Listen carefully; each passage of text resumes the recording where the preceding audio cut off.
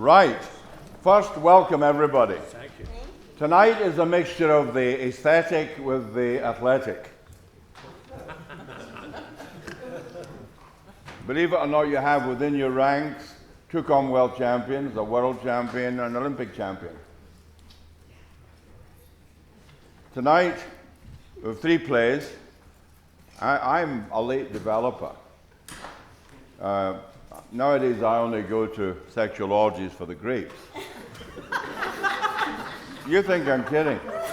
Why are you saying that? Why are you doing that, Kate? So, I only wrote my first play when I was 70, and had I not been married to Jenny, that wouldn't have happened, because that would never occurred to me, really.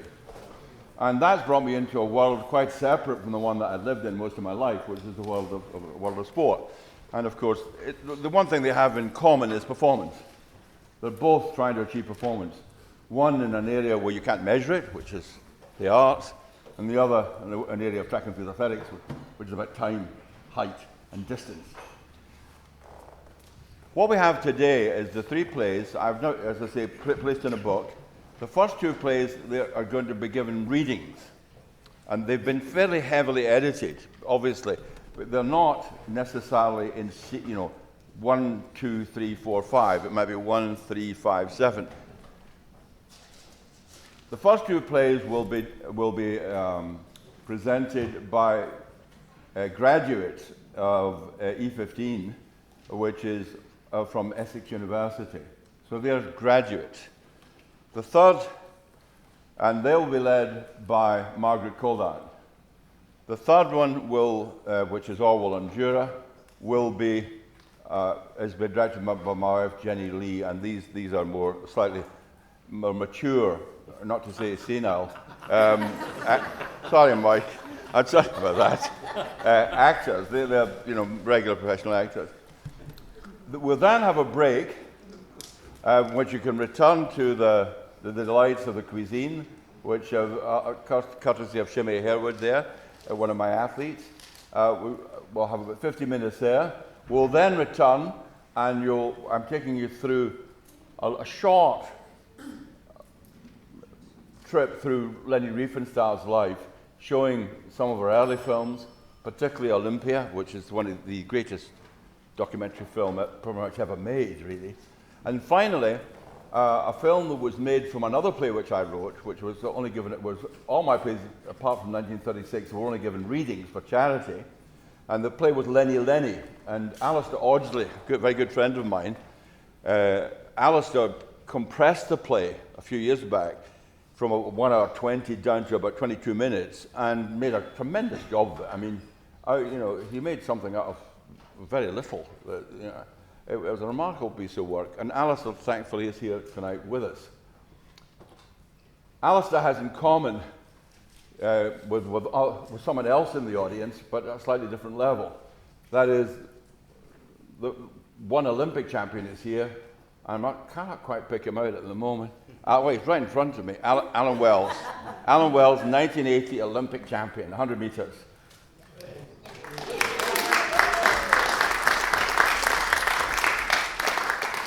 Alistair Audsley, who wrote the 22-minute compression of Lenny Lenny, is about 7 meters behind him, 10.8 man Alan. And I, being a triple jumper, more of a cripple jumper than a triple jumper, 11.5. So there's about 7 meters separates, 14 meters from me and Alan, 7 meters from me and Alistair, and you'll be introduced to Alistair later. So we'll start with now. Margaret Coldan will introduce and tell you what they're doing in the play, where they're at in the play, and explain it to you. We'll finish that play, then we'll go to the second play, which is Whisper in the Heart, and then the third play, which is Orwell and Jura. Right? So that's it. Margaret, the stage is now yours. Thank you.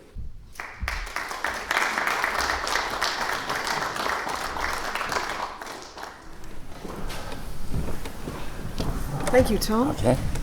Thank you, ladies and gentlemen. We are doing excerpts from 2 of Tom's plays. The first one is 1936 Berlin, about the Berlin Olympics. The characters in this play are Matthew Jameson, who is playing Adolf Hitler, and also making a guest appearance as Judge Jeremiah Mahoney, so you get treated to an extra accent. And then as Joseph Goebbels is Harry Dean. William Hastings is playing Avery Brundage, the head of the American Amateur Athletic Association and later a member of the IOC. William L. Shirer is being played by Salve Starpa, and he also plays General Charles Sherrill. Jesse Owens is played by Miles Devonte. And Emmy Del Bene is Christine Müller, a champion archer, and Leni Riefenstahl is played by Alice Wolf Whitehouse. So, Berlin, 1936. I'll throw in some stage directions.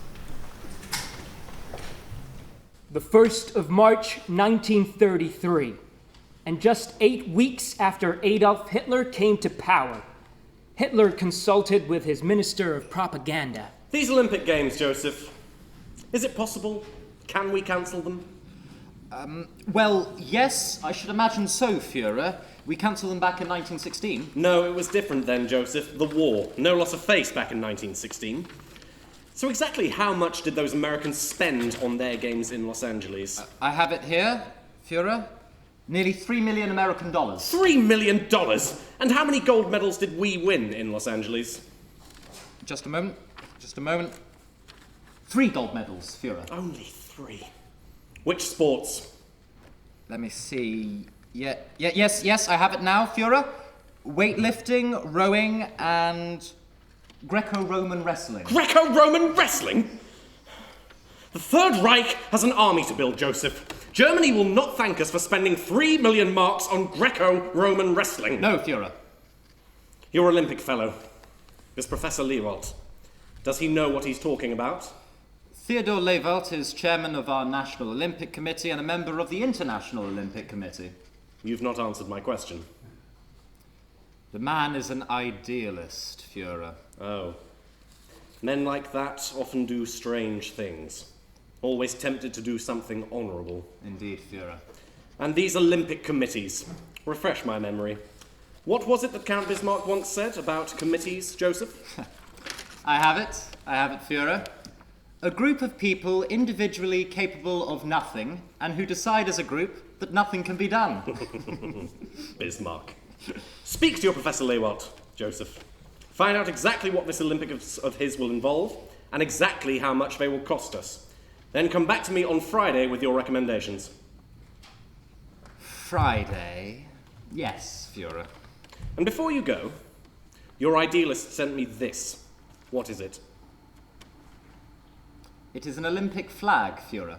And these 5 circles?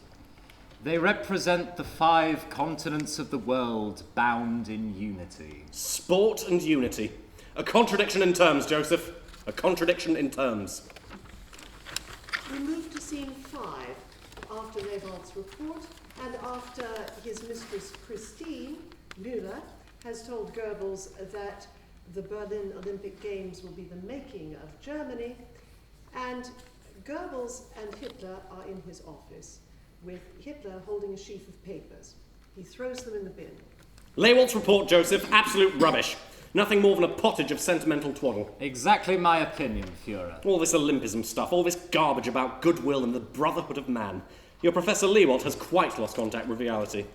This whole Olympic setup, Joseph, it stinks. It's absolutely crawling with Jews and Freemasons. You know that, don't you? Common knowledge, Führer, common knowledge. And all that humbug about the glories of ancient Greece. Brutality and bumboys. That was your ancient Greece for you, Joseph. Sexual deviance, arse bandits to a man. Every single one of them. No question of that, Führer. But we are where we are. We are where we are. And what exactly does that mean? It means either that we cancel the Olympics now or go full steam ahead. There is no middle way. And which of these is it to be in your considered opinion? Full steam ahead, Führer. Millions upon millions of marks, Joseph. Enough to feed an army for 10 years. Put your case. The Olympics will be the making of Germany, Führer.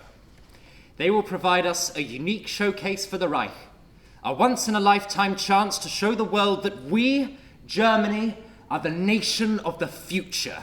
In August 1936, they will flock to the fatherland in their thousands from the far ends of the earth, and we secure the theatre, the drama of sport and all of its actors, 4,000 of them, for virtually nothing. Right here in Berlin, in the heart of the Third Reich. We will enjoy a month, Führer, in which Germany will be at the absolute centre of the world's attention. Yes. The civilized world will see our architecture, our sport, our art, our people. Everything we want them to see. Exactly, worth 100 ambassadors. 1,000, Joseph, 1,000. Without a doubt. Joseph, none of what you're saying to me, none of it came from your Olympic fellow, Professor Lewald, did it? No, not a single word of it, Führer, on my honour. I thought not. But the Olympic Games, can we carry them off? Undoubtedly, Führer, we have Speer. The man is a master at this sort of thing. And Karl Diem, our Olympic expert. The Third Reich is fully capable of producing the greatest games of the modern era. Yes, we can. Of course we can. It'll be just like another Nuremberg rally. And sport is the opium of the nation. Our people simply can't get enough of it, Führer. Our youth. The games will give them a focus, an aim, a direction for all their energies. We will walk away with the moon. Exactly, Führer. But medals, Joseph. These Olympics will be no good to us, to Germany, without medals. No. So how many? How many Olympic medals? Think of a number, Führer. Name a figure. 30. 30 gold medals. 30 gold medals. They will be yours, Führer. They will be yours. You have my word on it. We'll jump now to scene 7, which takes place in Leni Riefenstahl's studio. She's photographing Christine Müller in fencing gear, who holds a pose as Leni, using a tripod, photographs her. Okay. Have you got enough now? No, just one more, I promise you. Then a break. From the front this time. Look straight at me. Like this? Yes, just like that. That's perfect. Hold it there. Yes. Look at me. Stay still. Hold it there. Got it! Christine, you are a little star. Come here and let me hold you. I thought you only liked muscular men, Riefenstahl.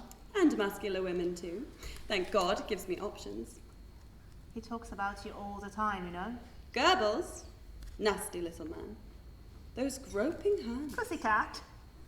He's okay. Joseph suits me for the moment. You know where you are with him. How's that? Because Joseph will always let you down. Lenny, he wants me to tell you something. The party, they want you to direct next year's Nuremberg rally. 500,000 men, the biggest ever. No. I made a film of the rally this year, Christine. It was a total disaster, organised chaos. Joseph says next year will be different, Lenny. Next year the rally will be drilled to perfection. Speer's involved now and some army chaps, generals. It will be ballet in boots, I promise you. No, never. Endless flags and soldiers marching up and down, a tyranny of tanks. It was awful. No, next year I want to go to Hollywood. Like Dietrich. Hollywood? Lenny, dear, you are incorrigible. The rally is real. The rally is the here and now. Nuremberg, it could be the very making of you, Lenny. Could even get you the filming of the Olympics. The Olympic Games. Muscular men, thousands of them. Man against man. Man against himself. The poetry of the body in action. A mosaic of muscle. Day after hot, glorious summer day of it, Lenny. The 1936 Olympic Games. Now that, my dear Christine, is a horse of an entirely different colour. We move now to scene 11. And William L. Shirer, the American correspondent from Berlin, the journalist, will magically transform into General Sherrill in the course of this. Storm clouds were brewing for the Nazis. Even the International Olympic Committee was beginning to express alarm at Hitler's treatment of the Jews. The IOC chairman, Count Ballet-Latour, took a personal interest and wrote to Avery Brundage and his colleague, General Charles Sherrill, in the States. This letter from Latour, Avery. I am not personally fond of Jews or of Jewish influence. I know, for instance, that they frequently shout when they have no reason to do so, but I will not have them molested in any way whatsoever. However, I have always been struck by the fact that the anti-Semitic horrors that took place in Russia, the pogrom, never excited public opinion in the same way. Why? Because the Zionist propaganda was not made so cleverly. I'm not quite sure what he's trying to say. He's French. Belgian. Same thing. No question of it. This letter has to come in before our Olympic Committee and post haste. I completely agree, Charles. Did you know those Nazis, they've built over 50 concentration camps? Concentration camps? And what exactly might they be? A bit like my boot camps, I would reckon. Gymnastics and long runs. Character building stuff, but they put Jews, communists, and gypsies all in these concentration camps. They're scooping whole families up from the streets. Hundreds of them. Reds and gypsies. All concentrated in one camp. Sounds to me as if those Nazis have got something good going for them there, Charles. We should take out a franchise. But that's not all, Avery. They've gone and banned Jews from all German sport clubs. Sports clubs. Now that's an entirely different matter, Charles. They've crossed the line. That is directly contrary to Olympism, and it's got to stop right now, or else Uncle Sam is not taking a team to Berlin. We're not going. Not an American athlete will leave these shores. Scene 12. William L. Shirer is back with us. The seeds of the American Olympic boycott movement had now been well and truly sown. Meanwhile, things were becoming difficult for Adolf Hitler. A weakening Deutschmark, possible trade embargoes, even threats of mutiny in the SA, his military arm. So the Chancellor did as he had always done in times of trial. He sought refuge in his mountain home, the Berghof. Hitler sits at a table reading. A servant enters. Herr Goebbels is here, Führer. Thank you. The Strauss. Please select the Strauss, but don't play it yet. Schmidt places a record ready to play on the gramophone. Goebbels enters and salutes. Oh, Hitler. I trust you had a good journey, Joseph. Excellent, Führer. Excellent. I do hope you have some good news for me. This wretched Olympic fellow, Latour. Not another letter. Yes. Always trying to grovel to those stinking American Jews and Negroes. Latour is as slimy as a sack of snakes. The man should be a politician. Tea, Führer? Yes, thank you, Schmidt. Chamomile. Settles the nerves. Joseph? Coffee, black for me. So, what should we do about this wretched Belgian to keep him quiet about the Jews? Latour. Simple, Führer. We give him Potemkin. Potemkin? Explain. Count Potemkin, his derelict estates were due to be examined by Catherine the Great, so he simply put up fake buildings, mere pasteboard with nothing behind them. As the Americans do in their Western films. You have it exactly, Führer.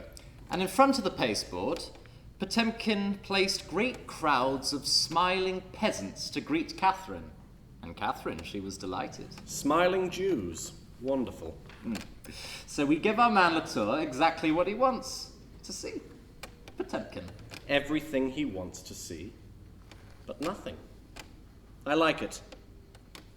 I always look forward to your visits, Joseph. You never come to me with problems, only solutions. Thank you, Führer. Listen to this, Joseph, just for a moment. Just a snatch. He rises, places the needle on the record. The Vienna Woods by Johann Strauss. Wonderful.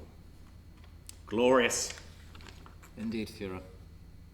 You have no liking for Strauss? No, Strauss. It's marvelous, marvelous. Strauss. That whole family. They sing with their hearts, German hearts.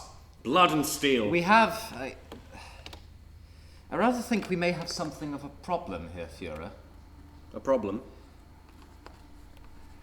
Schmidt enters with the tea. Your tea, Führer. Turn that off, Schmidt. That'll be all for now. Schmidt goes to the gramophone and the music stops. What problem? The blood, Führer. The blood. You will know that we are checking back into the records, everyone in public life. Of course, essential. The blood. It's at the heart of everything we do, the cleansing of the German race. Strauss, his great-grandfather, Jewish. Oh. Are you sure? Yes, Führer. Absolutely certain. His great-grandfather. That must go back to 1800, Joseph. Perhaps even earlier. Yes, Führer, earlier. 1786 to be exact. 1786. Local records like that must be very difficult to locate. Indeed they are, Führer. And equally easy to lose. Indeed, very easy to lose. And we must never, never underestimate the incompetence of bureaucrats. No, Führer, never. But what about the rules? The rules? Joseph, we are the rules. Scene 21. Many things have happened. Things have got worse for the Jews. There's more and more talk of an Olympic boycott. But Avery Brundage, the great idealist, has been persuaded by Baye Latour to drop his plan for an Olympic boycott in exchange for a seat on the International Olympic Committee. We are now in Judge Mahoney's office. He stands reading a newspaper, and there is a knock on the door. Come in. Jesse, my boy. Sir. Sit you down right there, Jesse, my boy. 6 world records in 45 minutes. Amazing. Absolutely amazing. As of now, you're the greatest athlete on the planet, Jesse. Every black athlete in America looks up to you. Thank you, Judge. Let me say right away that nothing we discuss here will leave this room. Not a word.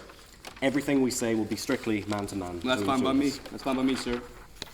First of all, my apologies that we couldn't keep our date at the New York Athletic Club.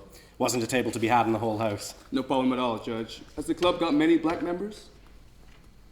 Let me get right to the point, Jesse. I need your help. Well, anything I can do, just ask. It's quite simple, really, Jesse. Just go out and talk to your people, get your boys to pull out of the Olympic Games. My boys? Black athletes. They all look up to you. No, Judge, I can't do that. Why not? Well, first, because no man on earth can tell those boys what to do. They'll straight laugh in my face. And second? Let me just lay it right on the line with you. All right. You know, we have some great black ball players. Of course. But just how many blacks are we have in pro baseball or pro football teams? How many?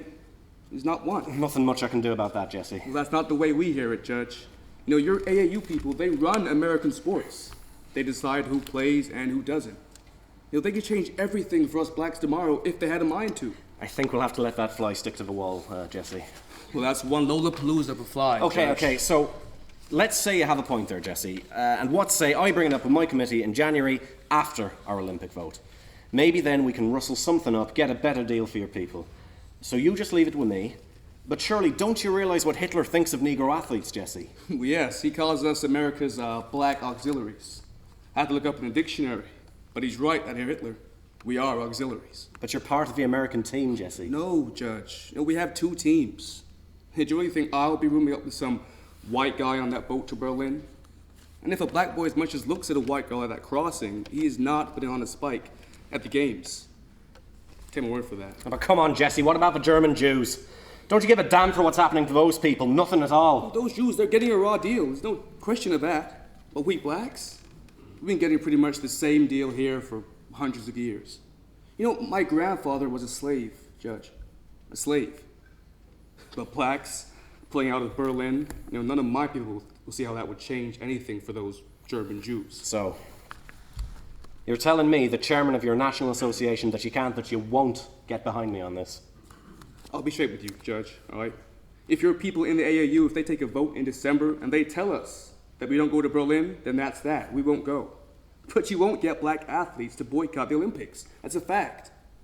So let me get this clear. You're telling me, for absolute certain, you won't speak out for a boycott of the Berlin Olympic Games? Judge, track and field, running and jumping, it's pretty much the only sport in America where we blacks can compete on the same field as whites. If I can come back from Berlin with some gold medals, then I might get me an agent. I can find myself some work, make a few extra bucks. Ah, but come on, Jesse, what kind of work might that be? We've got no professional track and field in America. It's not like baseball. You wouldn't make a dime here after Berlin, son. Not a dime. Get real. But vaudeville, novelty races, maybe even a black movie. It's not much. Not in front of a Wheaties box like if I were white. But, it's enough to put down a few bucks on a house, maybe buy me and Minnie a laundry. Something like that that I wouldn't get maybe if I wasn't fast. Judge, can I just say it like this? My legs are all that I've got. Jesse, has a gentleman by the name of Avery Brundage been in touch with you? Last week. He seems a very fine man. So they say. And Mr. Brundage, he did say something to me that made me stop and think. What exactly would that be? 2 of our Jewish 100-meter men, fast boys, George Stolle and Marty Glickman. Well, they say they're going to be on that boat to Berlin, Judge. And your Herr Hitler and his Nazis don't seem to bother them much. We're going to leap to the end of the play now. William L. Shirer ends the play as he began it, watching the Berlin airlift in the old stadium from 1936. When I stand out here in the stadium and look around me and see what we are doing now to help these Berliners, the sky black with planes, and I look back on 1936, I think, why did we do nothing? Could I have done more? Of course, I wrote thousands of words. That's what I was paid to do when I spoke to athletes, dozens of them. But that guy, that athlete, he lived only for that moment. That moment when he could run, jump, and throw at the Olympic Games. That was all that mattered to him, not some far-off German Jew. So we all went to Berlin, and it was marvelous. The greatest Olympic Games in history, marvelous and terrible, all at the same time. And I knew it. I knew it when I saw Jesse Owens fly up the track, and years later when Leni Riefenstahl's film made those athletes into gods. And 10 years later, so many of those young men lie in cold, unmarked graves all over Europe. And, I spoke to Jesse Owens just a few weeks back. And Jesse, he told me that he got the big hello. Tons of ticker tape when he got back to New York with his 4 gold medals. But he also told me that he wasn't allowed to enter his hotel by the front door. No. Jesse was black, and he had to go in through the kitchen. I've often thought, if sport had stood up and been counted, if America and other major nations had boycotted the Olympics, would it have made any difference? It might. After all, the Nazi Olympics, all $8 million of it was the biggest national relations venture in the history of the world. And it was a major part of Hitler's master plan to review the spirit of the nation. And any boycott would have been an immense blow to the German pride. So, would Hitler have been able to embark on his conquest of Europe with the full backing of a confident master race? Would the Holocaust ever even have taken place? We'll never know. The ifs of history stretch from here to Albuquerque.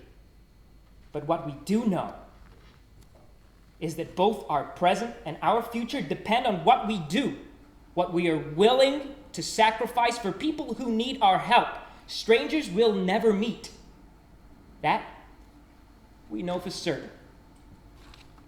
That we know for sure.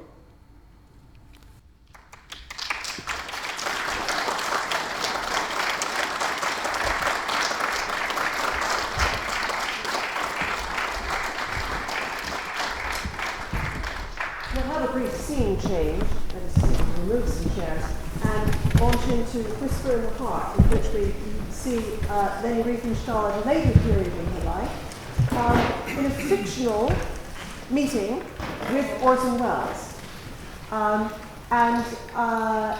We're only doing a few scenes from this, just to give you a flavor of it. It has an awful lot of characters, but the central characters are Welles and Riefenstahl, with the help of a BBC producer sent directly from Lord Reith, who has brought a special package to link these two artists. So, Whisper in the Heart, Scene 1. We are in a disheveled bedroom in a tatty Basque hotel.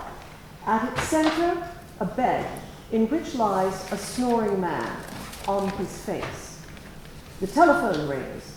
The man sits up, a squashed cigar still in his mouth.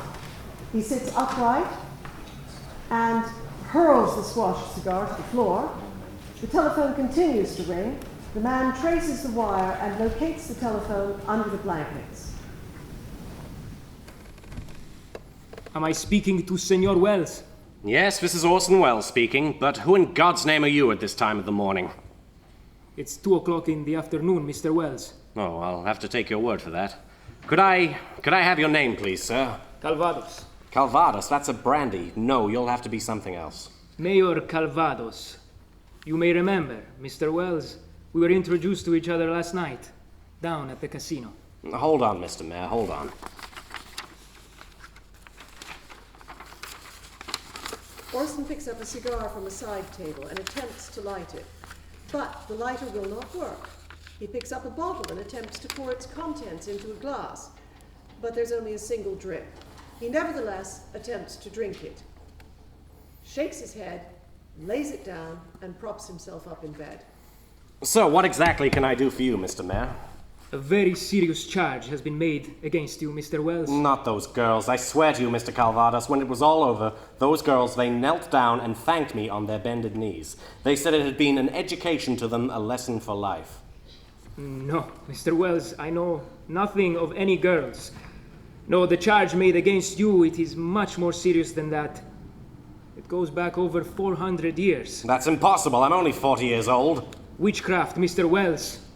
Witchcraft. Witchcraft? And who in the Sam Hill is accusing me of witchcraft? Mr. Correa. And who exactly is he? Valencia's witchfinder general? He is the manager of our casino. This morning he has pressed formal charges against you with my office. Mr. Calvados, this is not the Dark Ages, and not even Senator Joe McCarthy accused me of witchcraft. So give me a break. I don't have to explain anything, either to you or to your Mr. Correa. So I've had a great run of the cards, and so I came out $1,000 up. So what? What's the big deal? He claims that you engaged with the spirit world. You mean 1 knock for yes, 2 knocks for no?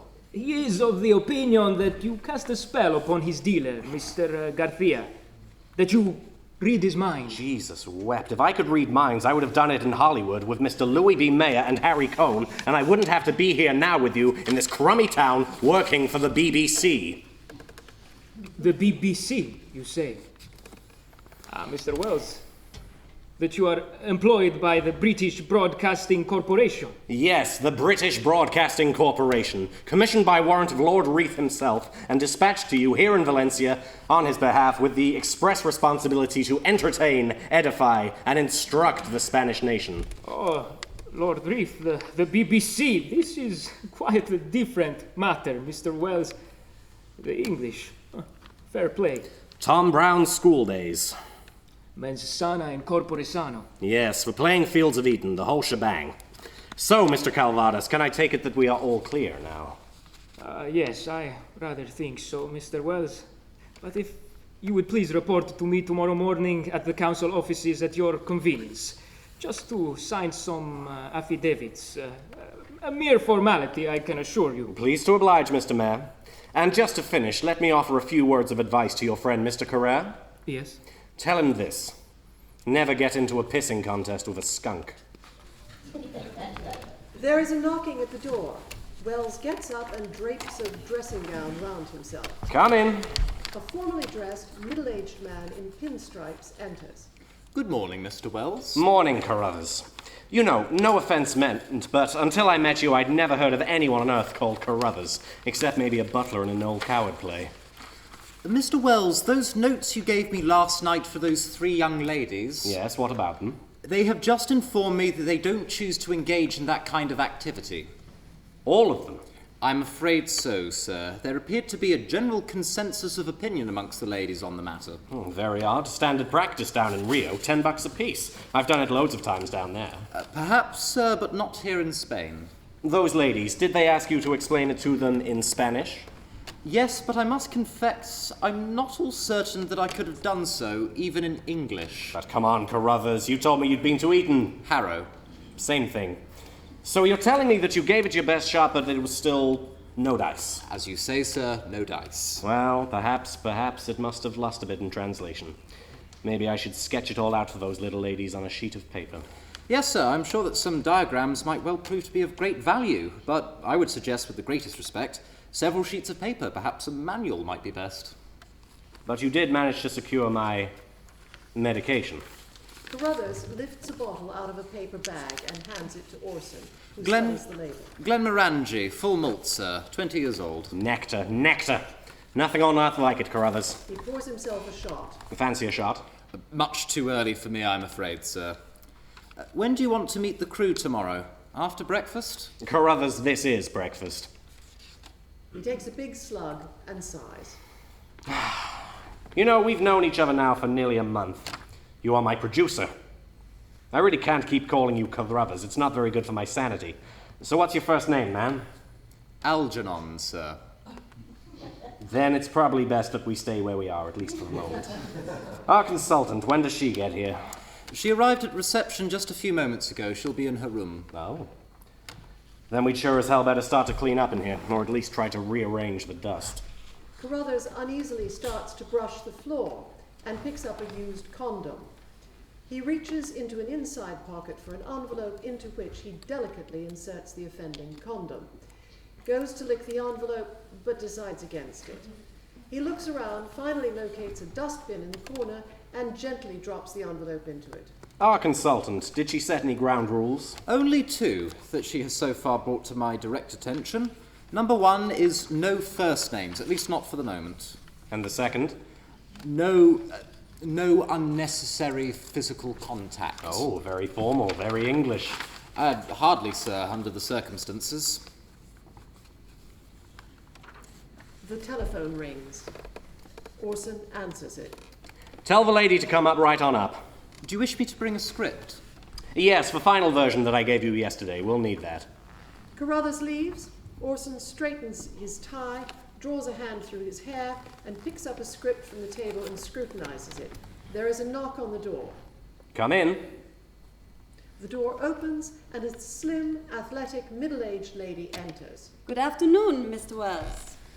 Orson crosses to kiss her hand. She recoils slightly. Glad you could make it, Miss Riefenstahl. Scene 2. Orson and Lenny sit at a table sipping wine. Lenny is surveying a script. She lays it down. So what exactly do you require of me, Mr. Wells? What are to be my precise terms of reference? Very simple, Miss Riefenstahl. 2 things. The BBC have commissioned a series of travel logs called Round the World with Orson Welles. This one, on the Basques, is the 3rd in the series. I see. And where exactly would I fit in? High lie. High life?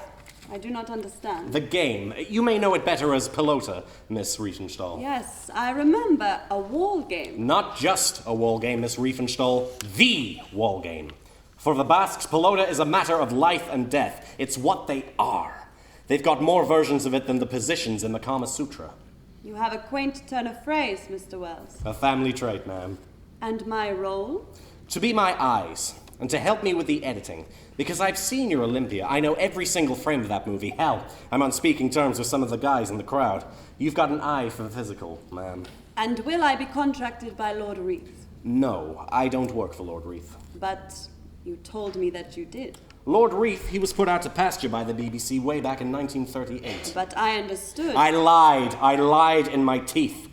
Got you here, didn't it? Yes, it did. Which was the sole purpose of the exercise.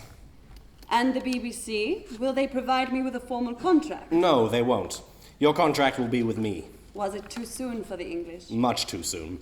Those English, they wouldn't touch you with a barge pole, man. No, they pay me, and I pay you. Simple. That is very generous. No, for I can assure you that you will sweat for every dollar that you earn. Anyhow, money isn't where it's at. It never is. Not for people like you and me. You are right. I don't have any money. But you're not poor. No, I am not poor. I believe you mentioned two things, Mr. Wells. Yes, and this is where I'm somewhat in the dark. Carruthers has got some other project for you, and I don't know anything about it. The same terms? I thought you told me that you weren't interested in money. I needed to buy a watch. I was late for our meeting, Mr. Wells. I have no watch. Of course you have. Sorry? Check inside your handbag, Miss Riefenstahl. Lenny fumbles in her handbag and withdraws a watch. Where on earth has this come from? Let's just say it arrived in Valencia by courtesy of Lord Reith. This is a Cartier, Mr. Wells. No, ma'am, it's a fake. But I've been assured that it might just occasionally tell the time. There you are. She flinches as he touches her. Then she examines it. Wonderful. So, if you don't mind, I will make my way down to the Pelota courts, and I will see you back here in the hotel for dinner. Will you play? Of course I will play. There is no other way to learn. They say that pelota can be a pretty demanding game, Miss Riefenstahl. I don't want to seem ungentlemanly, but... Age has nothing to do with it, Mr. Wells. Have you ever been seriously involved in sport? Only once. And which sport would that be? Bullfighting. Oh. Well, tomorrow you can observe a woman of 55 play pelota, and later I will come over to the plaza and watch you fight a bull. I think you may just have got yourself a deal, Miss Riefenstahl. We will jump ahead to scene 5. In the meantime, Wells does attempt to fight a bull. Bull wins. And we also learn about Carruthers' plan and his secret idea for Leni Riefenstahl, which is to complete the editing of Wells' unfinished film, masterpiece, The Magnificent Ambersons. Here we are in scene 5, in Carruthers' room the following day. Carruthers enters carrying a reel of film. I have seen what you have done with the first part of the film that I brought here from London for you, Miss Riefenstahl. Wonderful. It was very difficult, even with the script that you gave me. Lots of film, but no clear order. But I cut the first reel down to 5 minutes, and I think it makes sense now. I do hope so. However did you manage to get hold of it? Old Boys Network. They call it the Hollywood Raj, a little group of English actors and directors out there in California. Lord Reith's chums found it somewhere in the studio rubbish and sent it over to him in London. Rubbish? It's a glorious piece of cinema. Glorious. What ultimately appeared on the screen 12 years ago bears no resemblance to what Mr. Wells first conceived. They, the studio, they butchered it. But the rest of this ending you have given me, surely it must be out there somewhere. Probably mouldering away on some studio shelf. But those awful Hollywood people, they will never let Mr. Wells touch it. Never. How awful.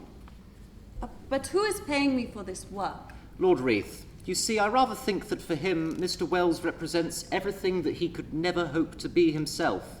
Creative, articulate, outrageous. Promiscuous. That too. You see, Lord Reith very much admires those who, unlike him, have pushed the boundaries, so to speak, and who have a feeling of self-worth. Like Orson Welles. He likes himself, doesn't he? No, he likes you. He loves himself. So it was Lord Reith who got me here to Valencia. Yes, Miss Riefenstahl. He gave me the additional funds to bring someone out here to help Mr. Wells. But don't ever tell him, please. But why did you choose me? Miss Riefenstahl, let me first tell you a little story, something personal, something very important to me. Do you have the time? Of course. I first met Horst Harbig at Harrow in 1920. I was only 12, but I thought he was the most beautiful thing that I had ever seen. And in that moment, I knew who I was, and who I would always be. Were there many Germans at Harrow back in those days? No, not many, and certainly none like Horst. No one remotely like him. But surely there are always schoolboy crushes at all-boys schools. Yes, but even then, that first day, I knew that this was much more than that, more than a crush. I knew right from the start exactly what I was, at the centre of my being. Goodness, I hated sports, but I even tried out for the school rugby team, and I loathed rugby. Because Horst was a rugby player. Yes, he was a winger. Horst could run like the wind. Those legs. Yes. Long, Legs. slim, muscular. Yes, as you said, there were lots of schoolboy crushes at Harrow in those days.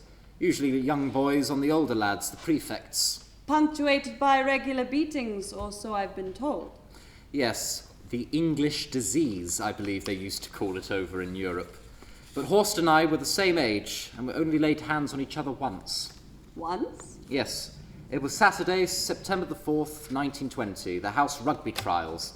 I only played because of Horst. Contact. Yes, contact. I can see it all even now in my mind's eye. Horst was going hard for the line, an absolutely certain try, and I was defending at full back, the last line of defence. I drove into him hard at the top of his thighs, both arms firm around him, head down, and I put him straight into touch. A perfect tackle. The first tackle of my life. And the last. And it was wonderful. Wonderful. Yes, like some glorious, marvellous leap when you suddenly clear a height that you've never before achieved. Yes, it was as if for a brief moment I had engulfed Horst, absorbed him. Yes. And Horst, he stood up and smiled and shook me by the hand, and the two of us were firm friends from that moment on. But never... Oh, no, never. Horst, he went back to Germany 5 years later, and he became a doctor, then a surgeon, but we never for a moment lost touch.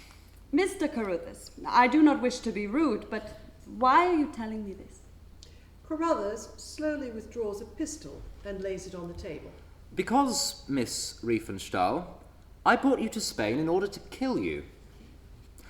Don't worry, I'm not certain I even know how to fire the wretched thing. But why?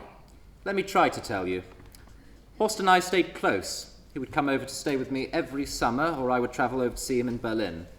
Then in 1934, he became a surgeon and married, and he brought his wife, Helga, with him to stay with me in England.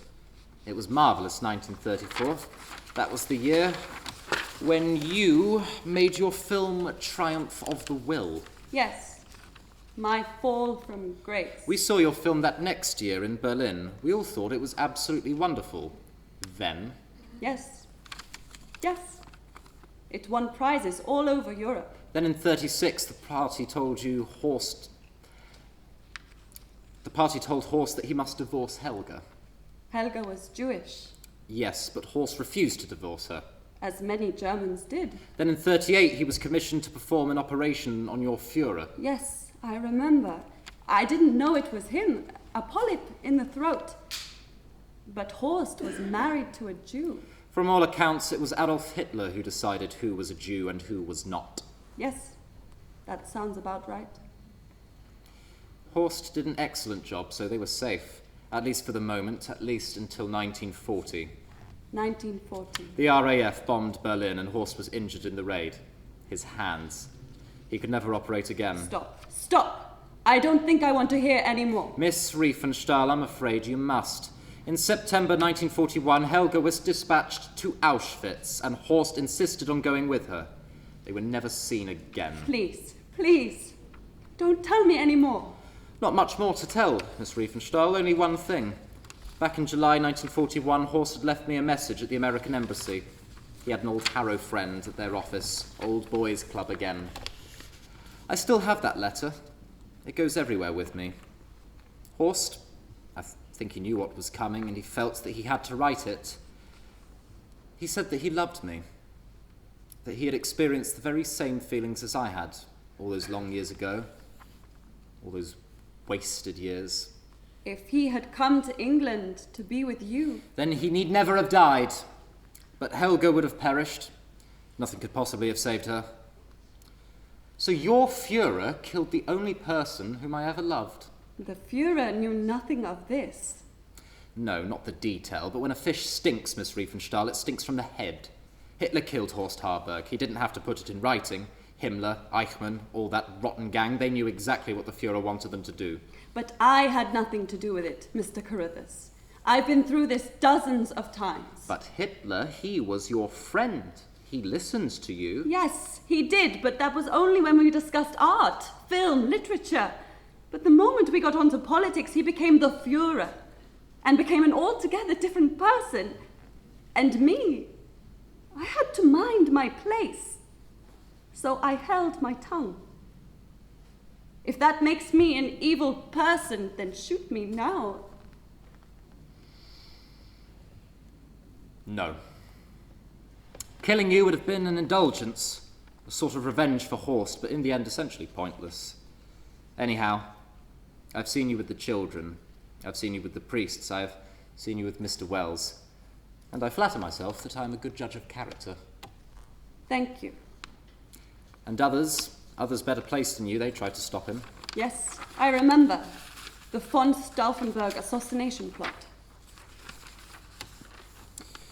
But life is strange. If only a briefcase had not been moved a couple of feet, millions of lives could well have been saved. If there were a God, surely he would have moved that briefcase back, or made sure that Hitler had never been born in the first place. Me? I often think back upon those days. And I think to myself, what could I have done? Best if you had simply been incompetent, Miss Riefenstahl. Best that you made an absolutely awful film back in 1934, instead of your wonderful, terrible triumph of the will. Life would have been so much better for you. Yes, you are right. It certainly would. And that concludes our reading. If you want to know what else happens, you have to buy the book.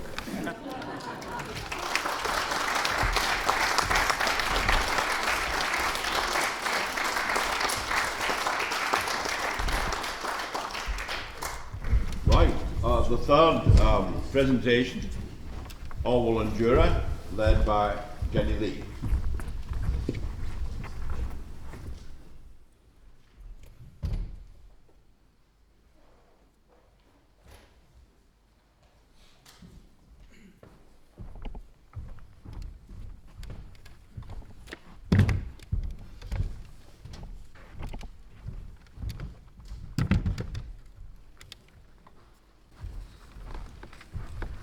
Orwell on Dürer. The remote island of Dürer, off the west coast of Scotland, 1948. The sound of seagulls, wind, waves. Fancy a spot of salmon fishing today, McKinnon? Oh, not the day, Mr. Orwell, not the day. So rough? Oh, rough? Rough? Bracing, I'd call it. Well, have it your own way, sir. Just you take care. Just you have a mind, huh? Mind? Mind what? It's Connie Bracken, sir. It's the whirlpool. It's been the end of many a good man over the years. Then I won't go anywhere near your Corrie Bracken, McKinnon. You have my word on it. The sound of the sea gets louder and the lights dim. Crossfade with soft sounds of a hospital.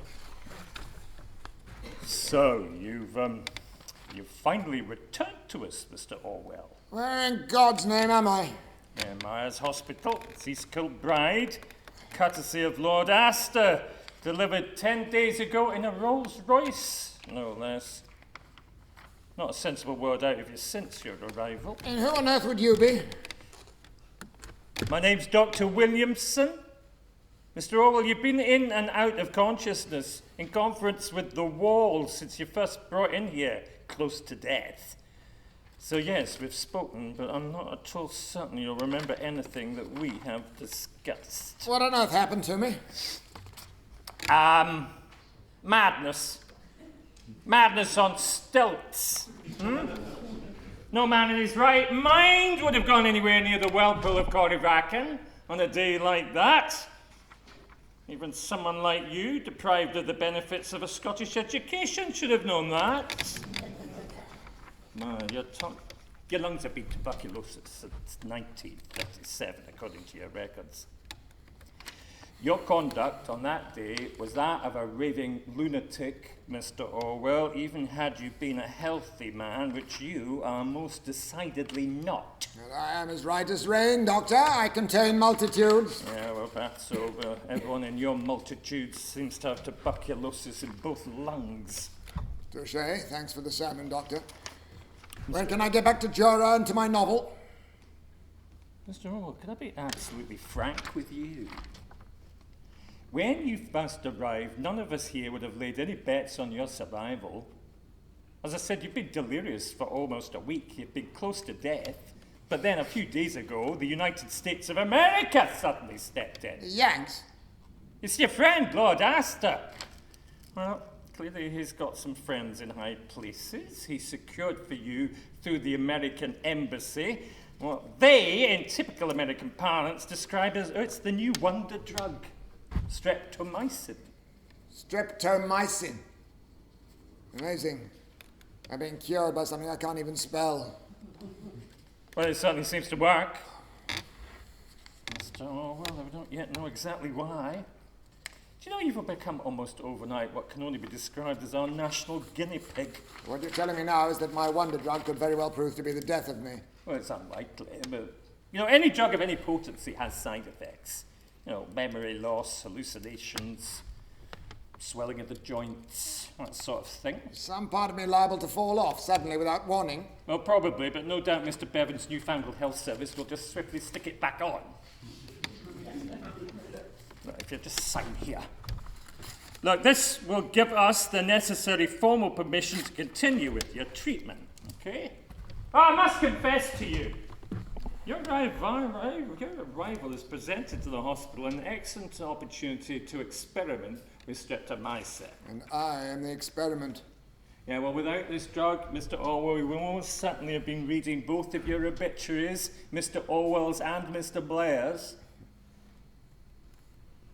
Now, let's take it to other serious issues. That's of considerable concern to me. What good purpose, may I ask, does this serve? That's my supply of loose tobacco, Doctor, for my cigarettes. I roll them myself. That's not the answer to the question. How many of these instruments of the devil do you smoke per day? 20, 30, 40. What on earth does it matter? With 2 tubercular lungs, it matters a great deal. An English friend of mine, Richard Doll, is now compiling statistics on the correlation between smoking and lung cancer, and it certainly looks to me to be unarguable. Correlations are not causes, Doctor. That's a good point, but if you can continue in your present addiction, you will represent for me the most stupid, intelligent man within my medical experience. I'll give what you have said some thought, Dr. Williamson. I solemnly promise. Excellent. Right, so with my expert opinion ringing in your ears, you can return to your new novel, back to Jura in a few weeks, but not, and I absolutely insist on not anywhere near the whirlpool of Corryvreckan. Point taken, Doctor. Anything else? Well, I hinted earlier that your treatment has produced some, shall we say, side effects. And one has been to engage in conversations with people we've been unable to locate. So who exactly is your Mr. McKinnon? You got a few moments, Doctor? Then let me take you back to my first morning in Jura and to the ethics of porridge, of which I'm sure you're well aware, Doctor. The ethics of porridge? Salt good, sugar bad. Huh? It's in the Holy Bible, Mr. Orwell.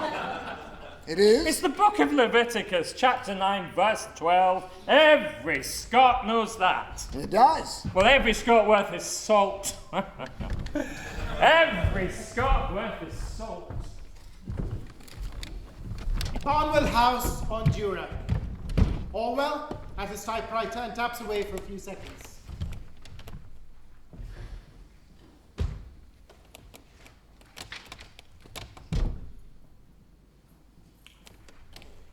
I suppose nothing can ever go well that begins with getting up in the morning. And even worse when that morning starts with trying to find the first line of a novel, begging it, imploring it to come from somewhere, anywhere into your empty head and then onto that terrible blank page.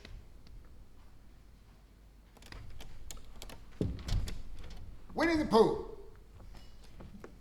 Here's the first line.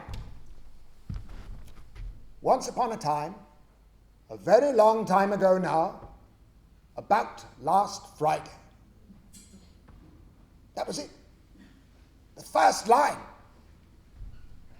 I wonder how many days, months, years it took Milne to find it. Or did that line somehow find him? Did it float out of the ether? The American Robert Brenchley, do you know that he once spent an entire day with nothing on the page in front of him except a single word? It was the. T-H-E, the. Then he got up, went out, had a few drinks with his buddies down at the Algonquin Hotel. Feeling refreshed, he came back and added 3 more words to his the. They were, hell with it.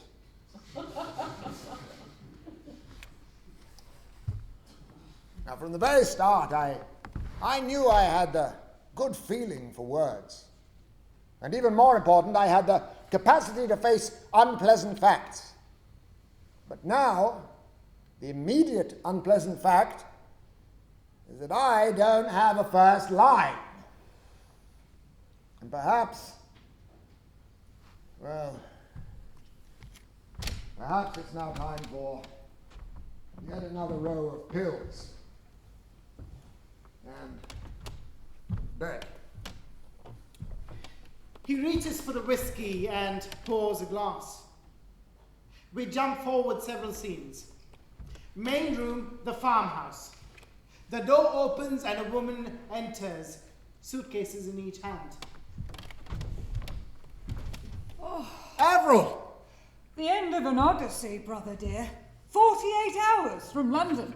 And now my arrival in Jura, courtesy of the McKinnon Pony Express. Did McKinnon bring you up in the car? No, his wife Morag did the honours. Where's my boy, Richard? Richard? He's over with the Clan McKinnon. Until I cease to be toxic to children. Exactly. No point in taking any chances. Now, let's just have a look at you, my big brother Eric.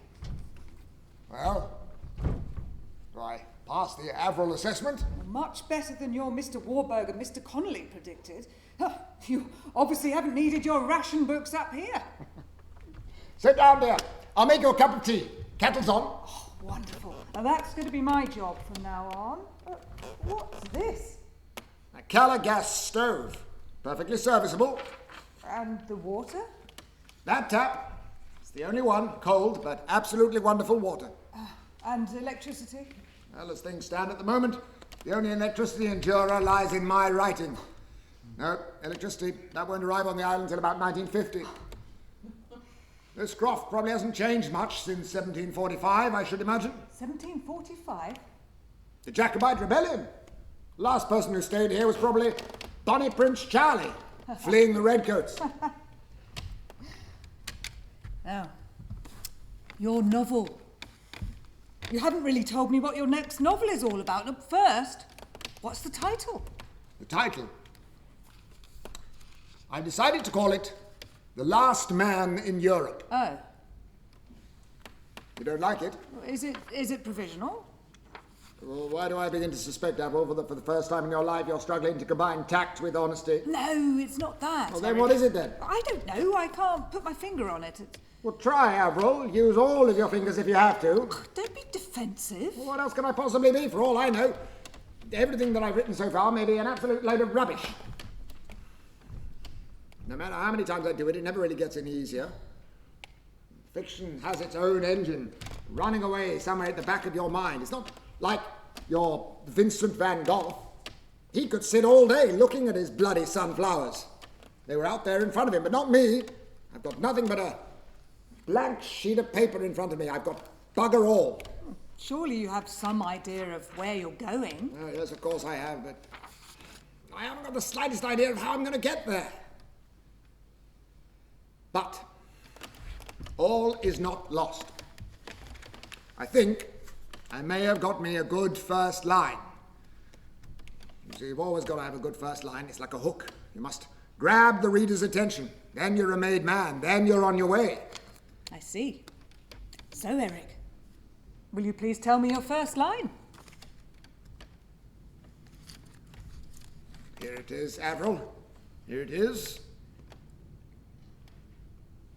It was a bright, cold day in April, and the clocks were striking 13.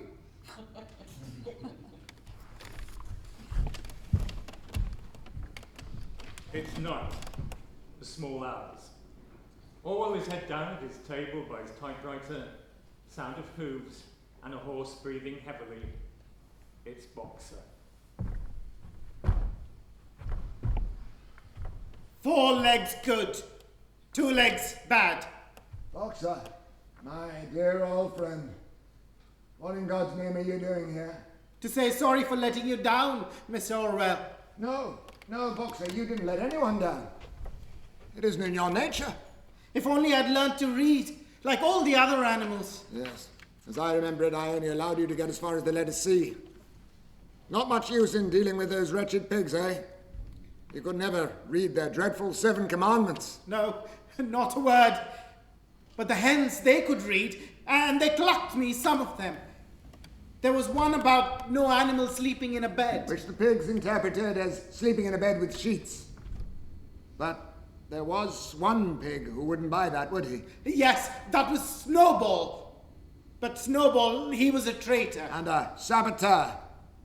That was probably the first time you'd ever heard the word saboteur, Boxer. I always wondered why none of us ever saw Snowball again. Because Snowball was Trotsky, so that was why he became a previous person.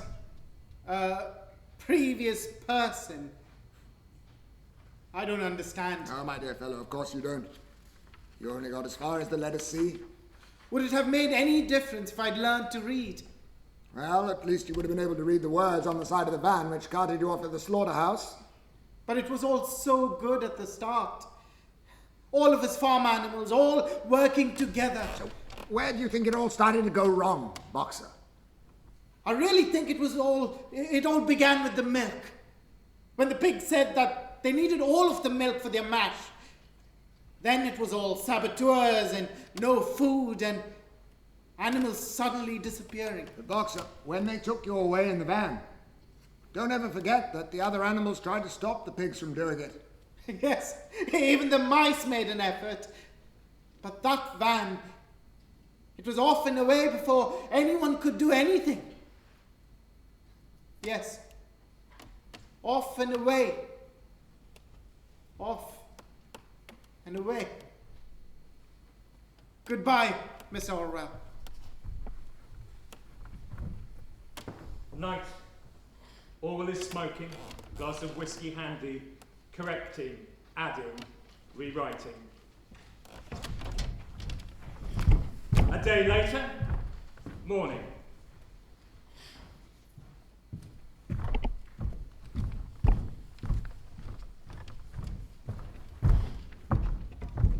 Your porridge, Eric? Salted to perfection. Forget about the porridge. I'm not interested in the porridge. Milk? Just tell me when to stop. I don't give a bugger about the milk. Have you read it? Have you finished it? What do you think? I think you should have your porridge, Eric, before it gets cold. Avril, bugger the porridge. What do you think of it?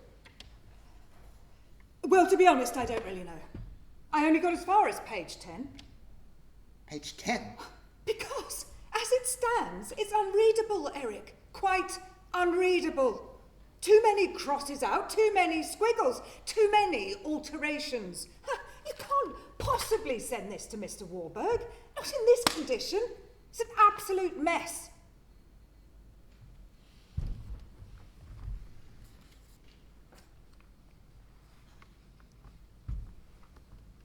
It's all over the bloody place. What on earth are you going to do?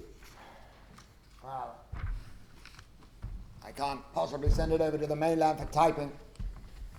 I wouldn't make any more sense of it out of it than you did. The nearest phone is 7 miles away. I might try to do it for you. Oh, you can't type, Avril.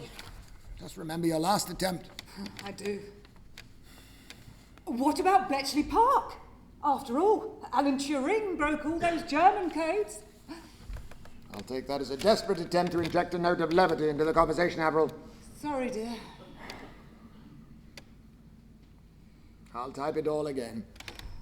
The whole bloody thing. All of it? Every single bloody word, Avril. Every single bloody word. 10,000 words a day, even if it bloody well kills me.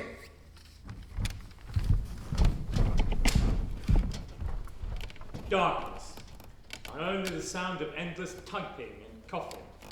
At the door, Winston Smith holding the manuscript. I've read it. The whole bloody thing, and I've got a bone to pick with you. You didn't make me a hero, George. And you didn't save me from Big Brother. In the face of pain, Winston, there are no heroes. After all, they drugged you, they beat you to a pulp, they broke your arm. I know.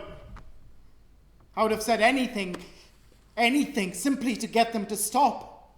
Anything. And to top it all, I inserted the rats. I knew that would be the clincher, that would finish you off.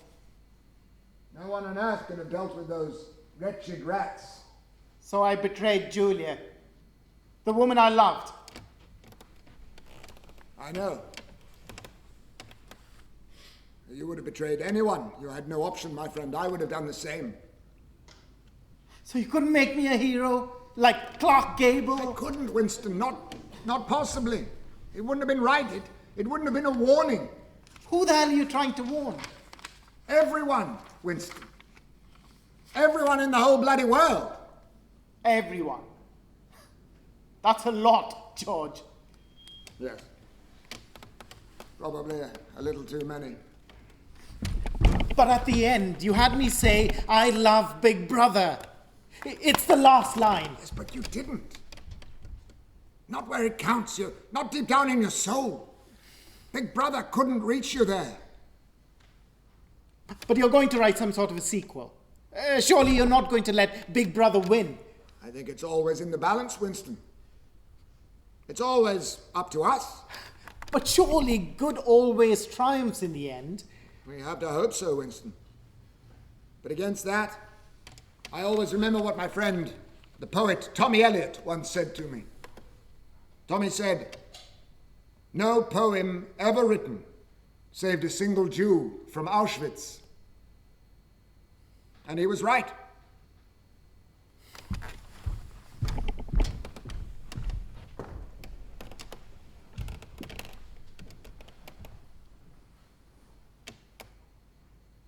"1984.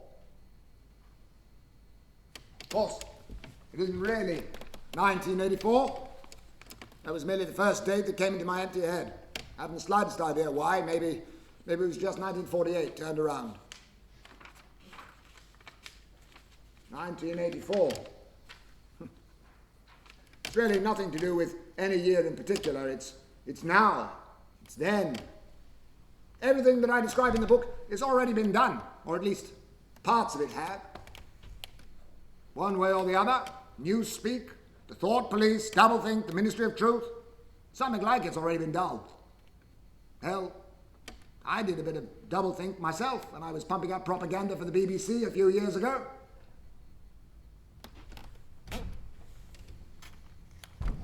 What's the message?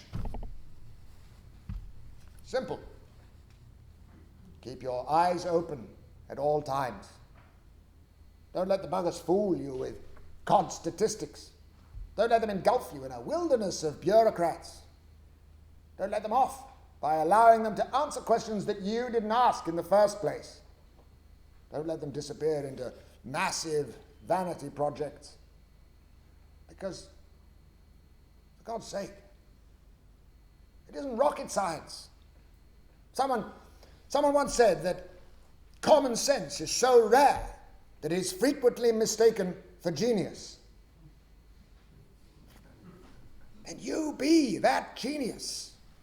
Be a constant pain in the ass for authority. Never let them off the hook.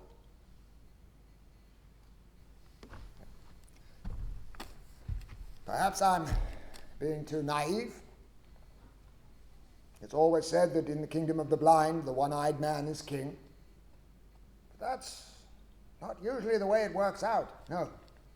The one-eyed man is invariably cast out of the kingdom for daring to declare the heresy of the light. So perhaps it's not surprising that there has never been any great public demand for one-eyed men. And I don't think that there ever will be. No.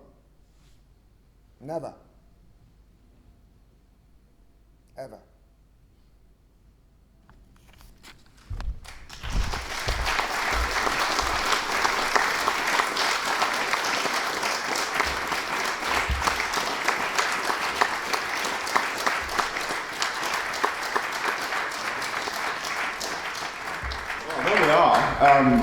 You've seen the three plays, and I want to thank first Margaret and her team. I mean, they only had a few days to pull that together.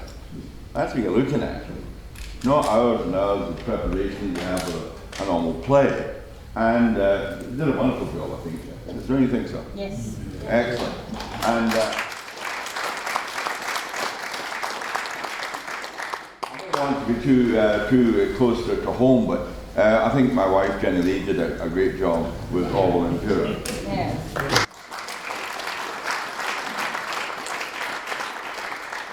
Now we get to the point of democracy. I was supposed to have a 15-minute break here, and the time is, of course, things always going a wee bit longer than we expect, so we're going to cut it down to about 10, and you will have to return on the whistle. There's no question of that. And we'll try, because there's a lot to do. What? I'm to sell some books, but you must come back on the whistle. But I also want to thank Shimmy for doing all the food. I mean, she did this at virtually zero notice and drove all the way through London today to bring the food to us. So I hope that you'll take recourse to it in the next few minutes. And I don't mind if you come back chewing on a hot dog or something, it doesn't matter at all.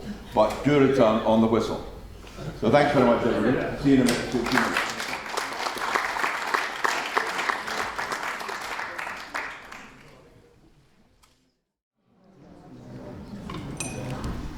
RAF Uxbridge, April 1954. Tom McNab triple jump off the fighter command. The rain starts to come down when we're doing our warm-up, which I'm very happy about because that means we can get into our Nissen hut and keep away from any more violent exercise. And in that Nissen hut, suddenly behind me the camera or the projector starts to whir, and on the screen suddenly appears Leni Riefenstahl's Olympia, which I'd never heard of, I'd never thought of at all. And those few moments when I've seen part one of it, it's a 4-hour movie, by the way. The first couple of hours is mainly track and field. I realised what athletics was all about. There was much more to it than I thought. And I was hooked on Riefenstahl. And later, in 1957, I was on a train to Glasgow going to compete in the Scottish Championships at Meadowbank. And I went into the same carriage as the great documentary filmmaker John Grierson. I recognised him immediately because he was on television in Scotland quite regularly. And I thought, I'll never have an opportunity to speak to this great man, the father of modern documentary. And I told him what my love for Riefenstahl. He was a very nice guy, mainly because he was fairly well under the affluence of alcohol, as they say in the trade. But a very nice guy. And I mentioned Riefenstahl, I said, oh yes, I was the one who found that film. And that's why the Army Kinema Corporation owned it. I thought, oh, well, what do you mean? He said, well, we were going through Germany filming, you know, as the Allies were moving east. And we found it in a vault, and the Army Kinema Corporation owned it. And that's the reason why they leased sections of it out to you. It was Grierson who had found it. And 3 years later, when Riefenstahl arrived in this country, unfortunately to be banned by the BFI from actually speaking, which he should have been able to do because of the antipathy towards anyone with any connection with the Nazis, Grierson took her back with various other filmmakers to his flat, and an old man at the time, he got down on his knees and kissed her feet. That's what he thought of her. So, what we're going to see here is a very quick, my great colleague Matt at Royal Smith has put this together. First, a very short flip through her career. From first, she was a dancer in the 1920s for a very short period of time before she got a bad knee injury. Took a 50-50 chance on an operation, and it did work. But by then, she had become interested in the mountain movies of funk, F-A-N-C-K. And she wanted to get in those silent movies, of course. She had never climbed, she had never skied, she had never done anything like that. And she took it on, and you'll see you see her climbing up mountains here without any ropes at all, barefoot. And you wouldn't allow it nowadays. So first we see some marvellous dance of hers, which is very much based on pretty much the Martha Graham kind of dancing, open, not ballet dancing, stuff that she had pretty much invented herself, showing a marvellous athletic physique. She was a great athlete, Lenny. Then we move on to a little clip of Triumph of the Will, which she made in 1934, which was to blight the rest of her life, really. Great movie in terms of its time, because it was given many awards throughout Europe. But look through the prism of the Second World War and Auschwitz and Berlin, of course, that is now looked upon in a totally different way. She then moved on in 1936 to film the 1936 Olympic Games. And there's a very small number of sequences. The one that had made the biggest impact was this opening sequence, because that was the very first occasion in which we had the Olympic relay. The torch had been lit in 1928, you know, at the ground, but it hadn't been carried there. And Karl Diem, who was Levalt's colleague, Diem arranged that each runner would run 1,000 meters, 1,000 runners all the way from Greece, having the Vestal Virgins having lit the torch first. It was very difficult to find such creatures.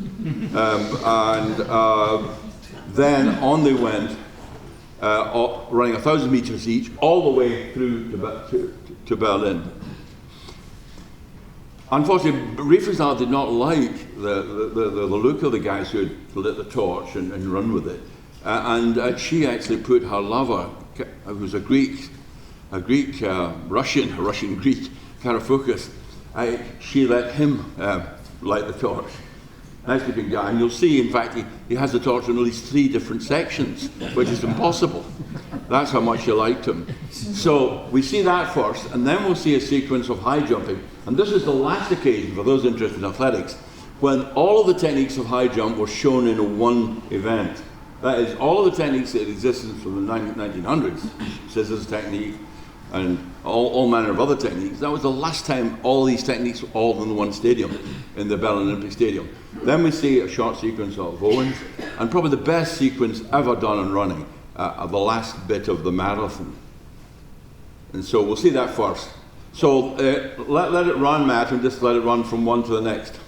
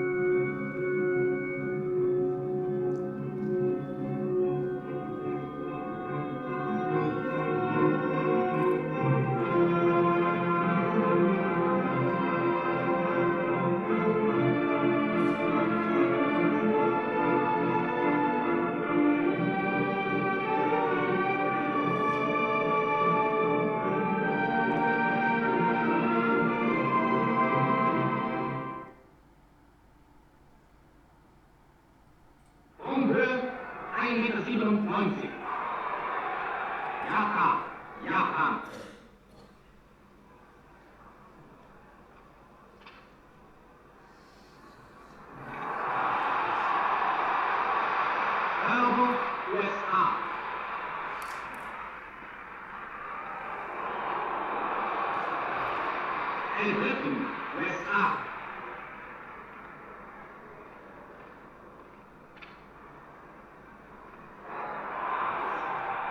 Meter und 3, die Platte. Johnson, USA. Olympischer Rekord.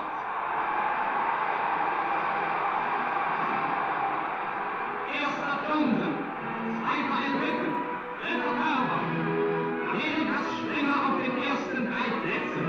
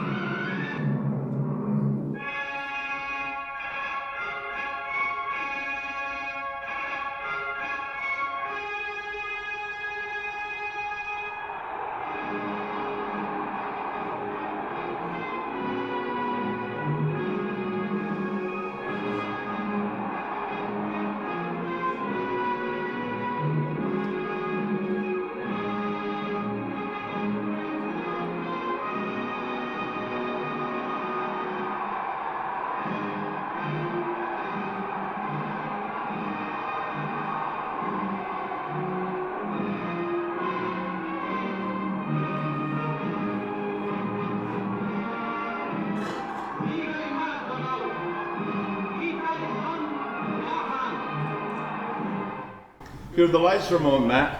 You'll notice that you didn't quite get the time there. That's 2 hours 29 it was done there. Now the women's world record now is 2:15. And the men's world record is closing in on 2 hours. And you'll notice, those of more observant of you would have noticed that her lover, Riefenstahl's lover, Varoufakis, lit the torch, but he also was involved in the second and the third legs as well. He took it up the hill at the end. That was rather unusual.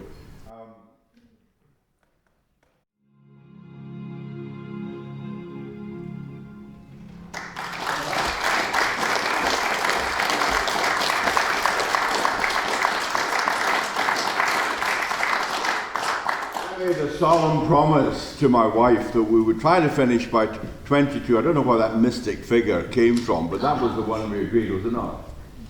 And I think we're fairly close to it. Before we ask for a few questions, I want to thank the staff here. Most of us have never been here, and it's the most remarkable place, isn't it? It is. And well, there's no place we could have held that there would have been more to offer than this. I want to thank Margaret Coldan for bringing her group and doing such an excellent job in the first two sections. And at a more incestuous level, my wife Jenny Lee and her group, which I thought that was the best evocation I think of the play that I've seen really. You can always tell when it's well done when they produce something that you didn't really realise you'd written. They bring something out of it that you didn't realise it to start with. Alistair, I don't know how Alistair did that with what I wrote. I don't really believe that you actually did that, but you did. I thought it was excellent, absolutely excellent. And I want to thank Shimmy, a colleague, for bringing this massive food in. I mean, staggering volumes, which she drove through London with today. And of course Mac up there, he's been my stalwart on my visual aids for about well over 15 years. So everything went very, very smoothly. It's not easy to get things going smoothly when you're coming to a place where you've never been. We don't really know quite what you're going to face. And I certainly didn't expect to face the silhouette of Charlie Chaplin. So any questions before we finish?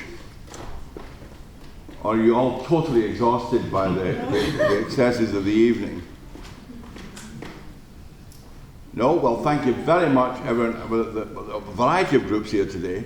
I told you the athletes and the athletes. The athletes, of course, including track and field athletes, and of course the other group of athletes, which were probably less publicly prominent, is the group from Townsend Tennis Club. Now, this is a group in which you're not allowed to join if you can remember your first name. And you think I'm joking? You play 4 points and you have to score it and say 15 love. They have taken all the trouble to come to St. Albans. All Jenny's friends from the world of drama have come here tonight as well. So it's been a most unusual, I think, mix, and I hope it's one that you've all enjoyed beyond the actual product of the actual dramatic product, that you've enjoyed each other's company, which of course is really what life's about. So thank you very much, everybody, and as I say, I hope you enjoyed the evening and got something of value from it. Thank you.